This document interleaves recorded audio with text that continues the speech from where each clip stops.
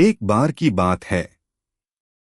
एक राजा था और उस राजा के 3 बहुत ही खास मंत्री थे। लेकिन कुछ दिनों से राजा के उन 3 मंत्रियों में से कोई मंत्री ऐसा था जो राजा के पैसों में गड़बड़ी कर रहा था और वह मंत्री अपने काम में भी आलस कर रहा था। अब राजा यह समझ नहीं पा रहा था कि उन तीनों मंत्रियों में से कौन सा मंत्री बेईमान है और कौन सा मंत्री ईमानदार। यह पता लगाने के लिए एक दिन राजा ने बिन तीनों मंत्रियों को बताए उन्हें एक बैग दे दिया और उनसे कहा कि तुम तीनों को अलग अलग घने जंगल में छोड़ दिया जाएगा। उस जंगल में तुम्हें फ्रूट्स के पेड़ ढूंढना है और अच्छे अच्छे फ्रूट्स से इस बैग को पूरा भर कर लाना है और तुम तीनों के पास सिर्फ एक दिन का समय है। तो पहला मंत्री ईमानदार और मेहनती था, तो उसने राजा के लिए बहुत सारे अलग अलग और अच्छे फ्रूट से अपने बैग को पूरा भर लिया। लेकिन उसे यह सब करने के लिए बहुत मेहनत करनी पड़ी। अब दूसरा मंत्री जो था वह बहुत ही चालाक था। उसने सोचा राजा के पास इतना टाइम थोड़ी है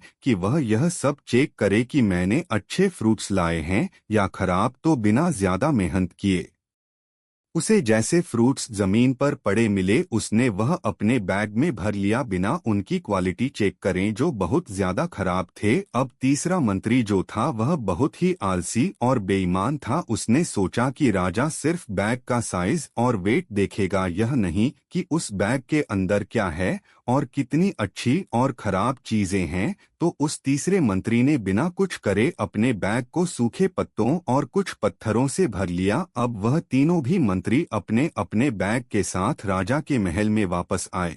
राजा ने उन तीनों भी मंत्रियों के बैग को खोलकर चेक नहीं किया और उसने उन तीनों मंत्रियों को अलग अलग जेल में 30 दिन के लिए डाल दिया। राजा ने सिपाहियों को यह ऑर्डर दिया कि इन तीनों को 31 दिन तक खाना नहीं दिया जाएगा और यह तीनों भी 31 दिन तक वही फ्रूट्स खाएंगे जो इन तीनों ने अपने बैग में भरकर लाए हैं। तो जो पहला मंत्री था जिसने अपने बैग में अच्छे और अलग अलग फ्रूट्स जमा किए थे, उसने जेल में 31 दिन आराम से गुजार लिए अच्छे और डिलीशियस फ्रूट्स खाते हुए जो उसने खुद जमा किया था। और जो दूसरा मंत्री था जिसने खराब और बेकार फ्रूट्स अपने बैग में भरे थे, उसे वही खराब और बेकार फ्रूट्स खाने पड़े और वह उस जेल में कुछ ही दिनों तक सरवाइव कर पाया और बाद में वह खराब फ्रूट्स खाने की वजह से बीमार पड़ गया। अब जो तीसरा मंत्री था जो बहुत ही आलसी और बेईमान था जिसने अपने बैग में सिर्फ सूखे पत्ते और पत्थर भरे थे,